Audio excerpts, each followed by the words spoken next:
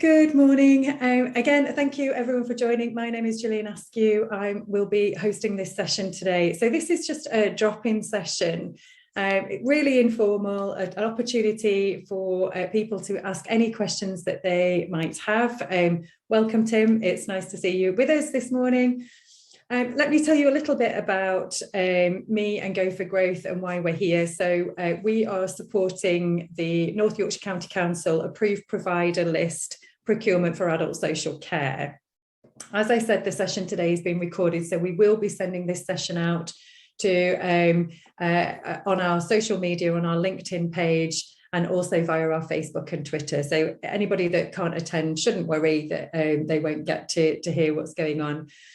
Really, we wanted to put these sessions in on a weekly basis to give providers opportunities to ask any questions that they might have in terms of the upcoming procurement. So Go for Growth has run a process webinar, so we're covering all the process questions around things like registration to EU Supply, the Your Tender portal, expressing interest, finding the opportunity on the portal, downloading the documents, uploading the documents. And we ran a webinar on the 12th of May where we covered some of the core sections of the application form. We've also hosted with North Yorkshire County Council a webinar for the voluntary sector, and we've also hosted 4 service-specific webinars for each of the approved provider lists. All of those have been emailed out to registered attendees, and they are all on the Go for Growth LinkedIn page, and as are the slide decks. So the copy of the video of all of the sessions we've done are on the Go for Growth LinkedIn page, and all of the slide decks that accompanied those sessions are also on there. But we put this drop-in session in really to take open questions from potential providers or current providers or anybody who is interested in joining the approved provider lists, just to give an opportunity for any questions to be asked as the procurement goes live.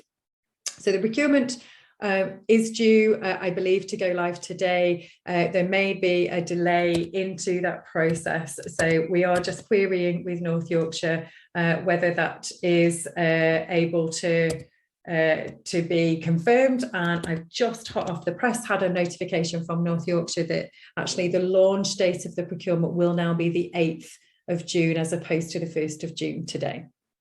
So it won't actually go live on EU Supply Your Tender until the 8th of June now. So we'll seek to get some confirmation whether we can push that out on wider communications. But for anybody who's here today, we have had it confirmed that it won't be going live as planned today, unfortunately. So it will be the 8th now.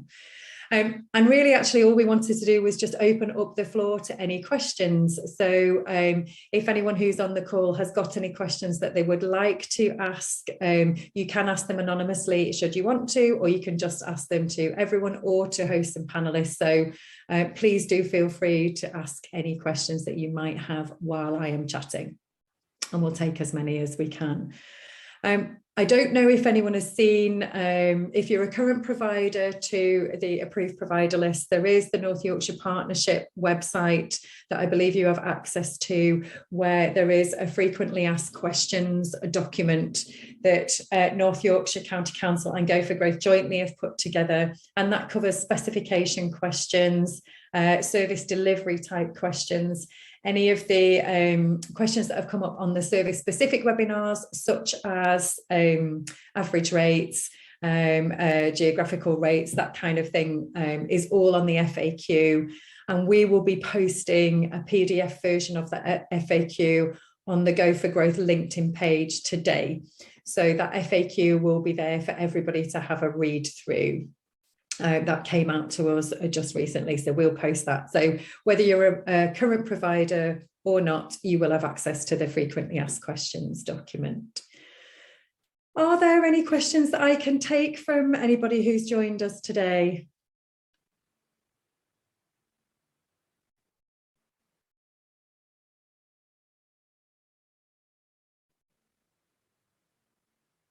So no questions just yet, I think, from anyone who's joined us. Let me talk to you a little bit more about process then. So I don't know who is on the call today in terms of whether you are a current provider or not.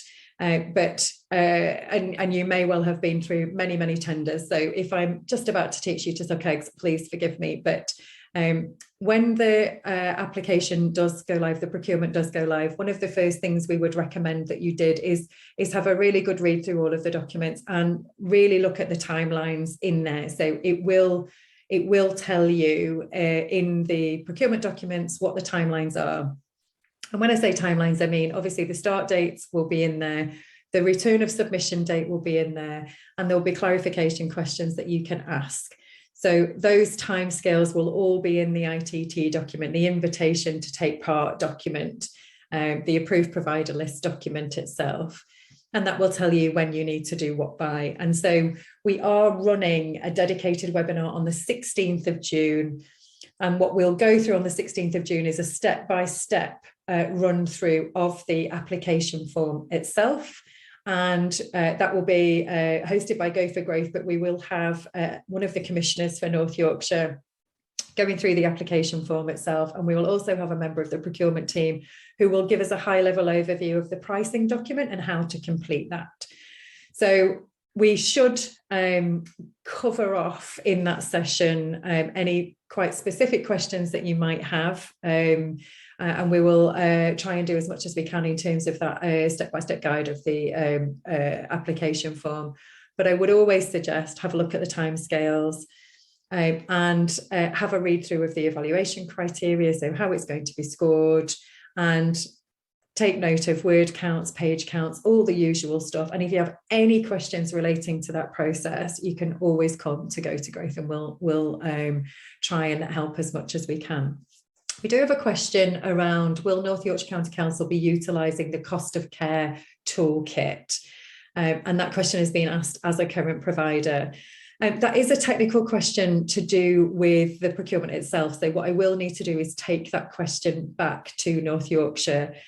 What I would probably suggest they'll do is perhaps table that question on the session on the 16th of June, which again, if you can't attend, don't worry, it will be sent out to all registrants, and it will also be pushed out on the Go for Growth LinkedIn. What I will do is just put in the chat for everybody what the Eventbrite details are for joining on the 16th of June. So let me just pop that into the chat here.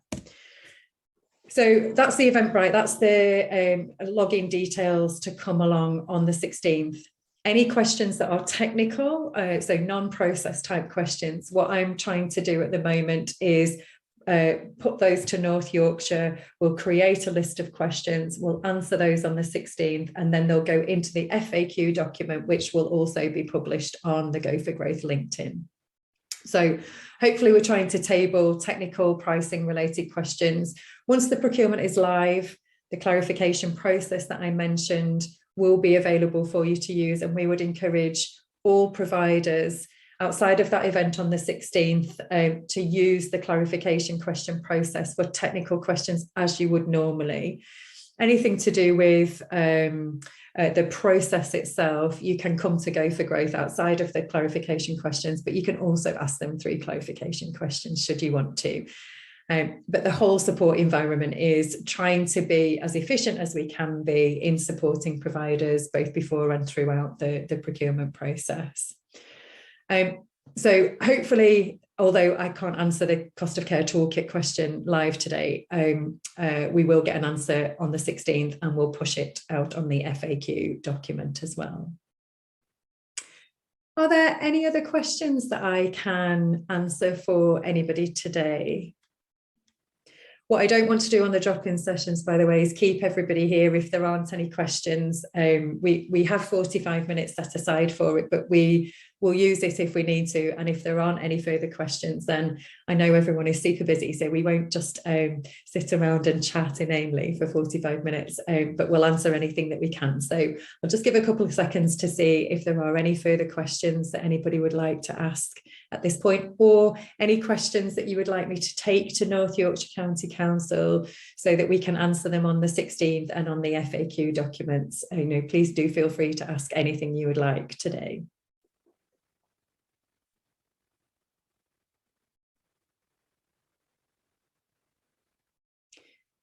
I'll just give it a couple of minutes to see if there are any questions.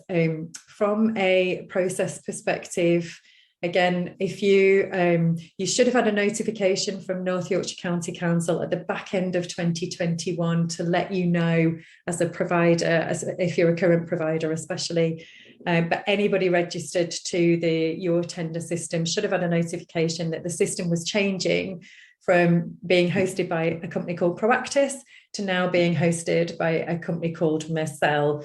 And what that means is you would need to re-register on the Your Tender system and start again almost in terms of setting your alerts up. Go for Growth does have some tutorial videos that we can send out to everybody and have sent out to everybody already on how to re-register should people need it. We have a YouTube channel that you can go to in terms of watching that tutorial and learning how to register for the system and how to set up your alerts in terms of the new Mercell system. I'm just going to see if there is anything else to cover today whilst we're seeing if there are any other questions that are coming through. I will put some links if you would like, if it's helpful, into the chat. So I'll put a link in here. This is a tutorial video for the Your Tender EU supply in terms of registration. And I'll also put on a video link for registering interest also. So they are both in the chat, so that will help you in terms of how to register if you haven't already, and how to express interest if you need some help with that. So in terms of the application form, one of the things we ran through on the process webinar was what you'll be asked for. So North Yorkshire County Council have confirmed that whilst there are 4 approved provider lists, you won't need to provide all of the information 4 times. There will be a generic section, which is all your provider information. You will fill that out once, and then the technically specific questions, quality and pricing, that are relative only to that specific approved provider list, you will do that for each approved provider list that you wanted to apply to. So, and the point of that is that you're not then repeating that general information about who you are as a provider 4 times, which hopefully should be helpful and make the process a little bit more efficient. So the application form will capture that, will capture grounds for exclusion. So there is discretionary exclusion and mandatory exclusion.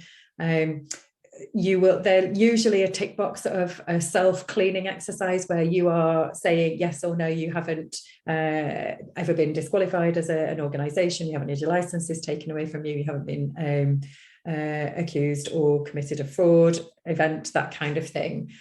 There'll be those to go through. Then they'll look at your economic and financial standing. Then they'll test your technical and professional capability in more detail in the technical questions, but you'll also be asked around policy, you'll be asked around your insurance levels, you'll probably be asked around staffing and your compliance with normal legislation such as equality legislation, and then there'll be that quality section also. In the application form, there's likely to be a declaration. So you will be certifying that your bid, it's not a bid in that sense actually, that your submission is a true and accurate representation, that kind of thing. And they are using something called Signing Hub. So they'll be using digital signatories for this procurement. So if you've not used it before, it will be really quite simple, but we are looking to create a video tutorial in Go for Growth just to show people how to use it. There are many digital signatory engines out there. Lots of people use DocuSign. This procurement is using Signing Hub. So the scored criteria will be the quality section, and that's where I advise you to have a look at the evaluation criteria, have a look at the word and the page count, and they'll tell you how they will arrive at the score. Usually this is something like 0 to 5, so 5 being you couldn't be any better and 0 being you didn't really answer the question at all. There'll be a weighting percentage potentially also that tells you how important that question is, and so you will get a view of how you can score and how important and what ranking that question has got. And then of course there is the word and the page count limit if they're using them. Our advice is always don't ignore things like word and page count, because anything that you write over them or submit over them will simply be ignored anyway. And in terms of answering the question, this is going to sound very obvious, but do really read the question thoroughly and only answer what's in the question. And so if the question has a structure in it that says, can you evidence X, Y, Z, then actually they're really looking for that evidence. And really what you're doing in a procurement process is you're taking the specification and you're relaying the specification to the question that they've asked and providing the evidence that you can deliver the services that they have asked for in the specification.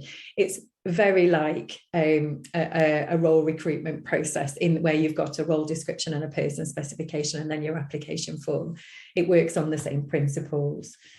And there are things called threshold questions, which you will see in most public sector procurements, where if you don't meet the standard, then actually you wouldn't be able to proceed, therefore, and they should be very clear if they're a threshold question in the procurement. And again, any questions around these things will be covered in the FAQ document. One of the things we talked about on the process webinar also was the common pitfalls. So if you came along, you might have heard this before, but hopefully it's a useful refresh. And if you weren't at the process webinar, then hopefully this is helpful. We asked 10 public sector organisations what the common pitfalls they thought were, that providers could fall foul of sometimes. And so that not answering the question came out quite often. It does sound really obvious, but often it is not as easy as it looks in terms of taking a question and really making sure that you answer all of that question. Make sure you submit all the documentation that is asked for. That's really important. So if you're asked for standard forms, etc., or if you're asked for a risk register, make sure you submit it as part of the submission, because that will alter the score that you're given if you aren't able to provide all of the documentation that they've asked for. Be careful not to caveat too much. So bids with caveats in are really difficult, actually. So bids with caveats in what you will and won't do for the price is difficult. If you have questions around what's in or out of scope at all, especially around pricing, do ask that question through the clarification process. If you don't and you use caveats, that can be quite difficult to score, and it can often put the contracting authority and therefore you in a difficult situation.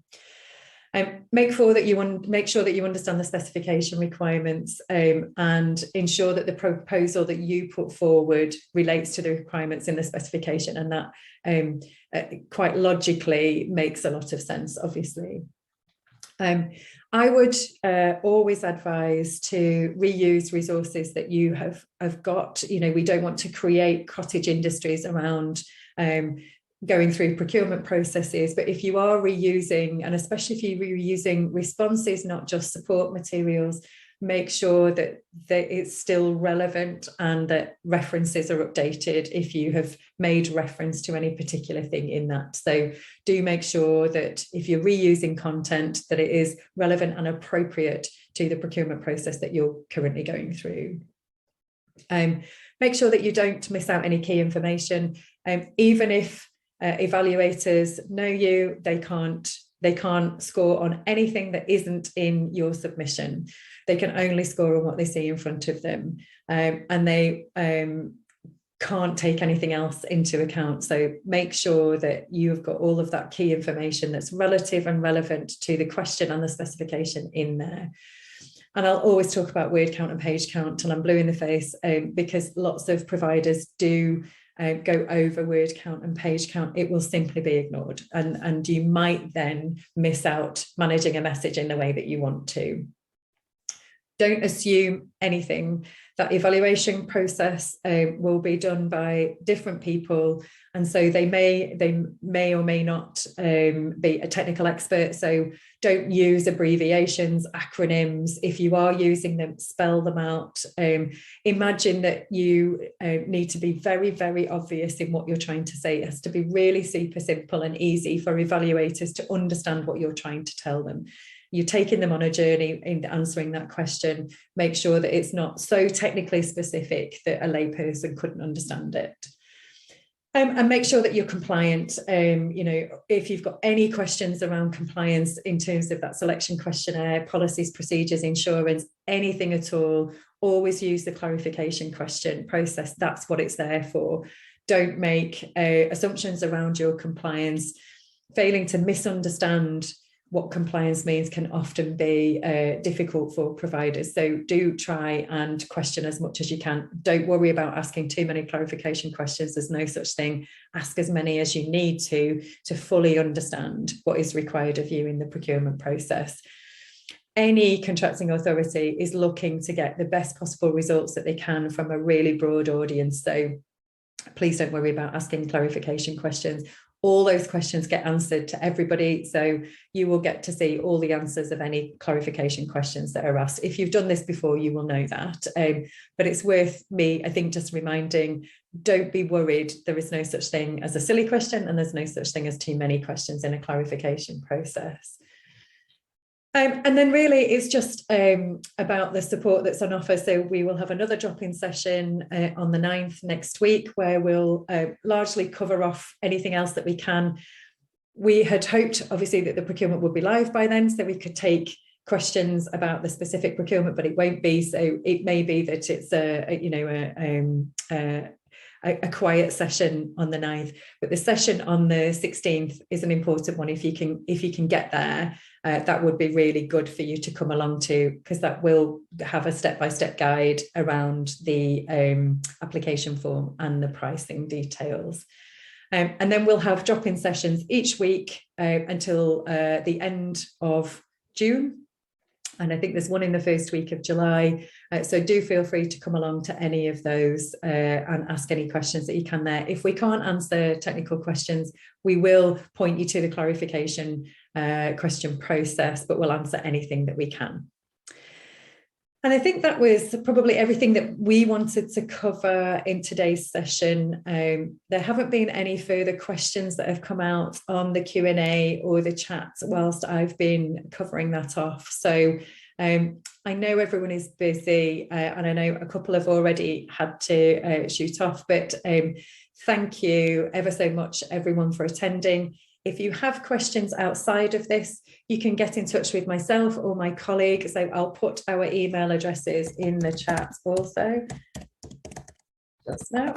So that's my email address, and there's also my colleague Lauren, who are both here and happy to help as much as we can. Do feel free to email us as often as you need to ask any questions. Any questions that come through to us in slower time, we'll push on to these webinars as well anyway.